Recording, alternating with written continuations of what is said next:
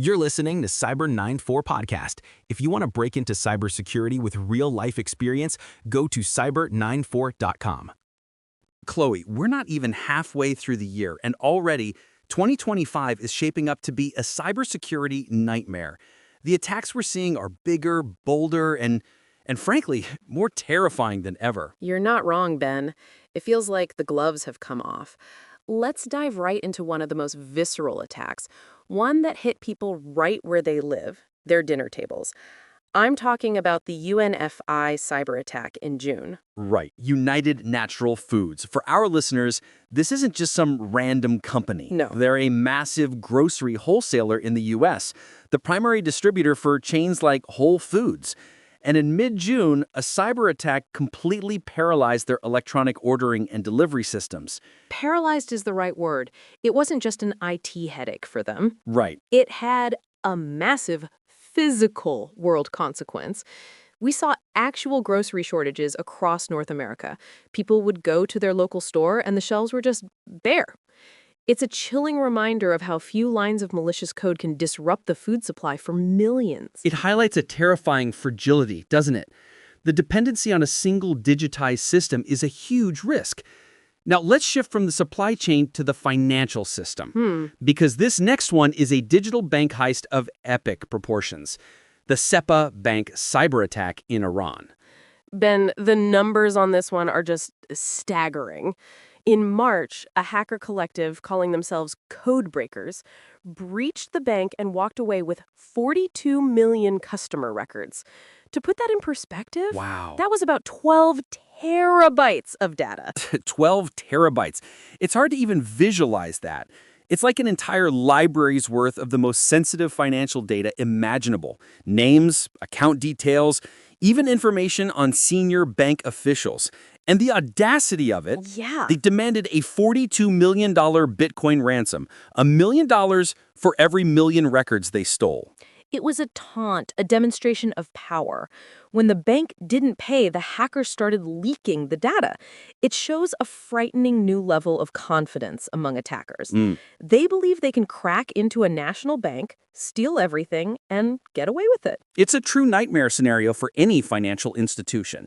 But our next story feels less like a heist and more like something ripped from a spy thriller. Okay. The telemessage breach in May. This one is subtle, but so dangerous. Telemessage is a messaging app, Right. and it was being used by U.S. government officials from agencies like FEMA and Customs and Border Protection. Cybercriminals got in and didn't steal the content of the messages, but something arguably just as valuable: the metadata. And let's clarify what that means for everyone. Metadata is the who, what, when, and where of a communication. So they now know the names, phone numbers, and email addresses of over 60 officials, Wow. and they know who is communicating with whom. In the world of counterintelligence, that's pure gold. Exactly. You can map out entire networks, identify sources, understand chains of command without ever reading a single word of the actual message.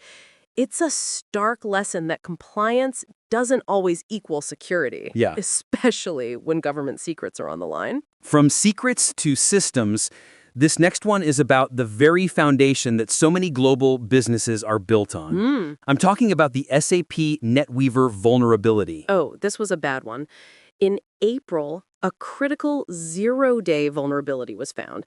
And zero-day is as scary as it sounds. It means a flaw that the vendor, SAP, had 0 days to prepare for because the bad guys found it first. Right. It basically allowed an unauthenticated attacker to waltz in, upload malicious code, and take complete control of a system. And we need to stress how pivotal SAP is. Think of it as the digital central nervous system for thousands of the world's biggest corporations and public sector agencies. This vulnerability wasn't like a key to one house. No. It was a flaw in the master blueprint used to build entire cities of corporate infrastructure. Researchers found over 500 systems being actively exploited, some by state-linked groups. It's a race against time in those situations. You're trying to patch thousands of systems before the wolves get through the door. It's absolutely terrifying. And that brings us to our final story. Okay. Which shows the devastating power of hitting a business where it hurts most. Its wallet during a holiday. The Marks and Spencer attack. The timing was just diabolical. A gang known as Scattered Spider hit the UK retailer over the Easter weekend, one of the busiest retail periods of the year. And the scariest part? They didn't use some sophisticated technical exploit to get into M&S. They used social engineering. They hacked a person. They targeted a third-party contractor, tricked them into giving up access, and from there, they shut down M&S's online operations. Online shopping, click and collect, all gone for 6 weeks. The financial fallout was catastrophic. Wow! Estimated losses up to £300 million. It's the ultimate example of the weakest link problem. Your own cyber defenses can be a fortress, but if a third-party vendor leaves a door open, it's all for nothing. Right. It proves that cybersecurity isn't just about technology. It's about people, processes, and every single partner in your supply chain. Absolutely. If 2025 has taught us anything so far, it's that from the food we eat to the money we save, our digital world is more interconnected and more vulnerable than ever. It really is. Now, here's a question we'd like you to think about. As our physical world, from our food supply to our shopping, becomes more dependent on these vast interconnected digital systems, is the convenience we gain worth the catastrophic risk we're taking on?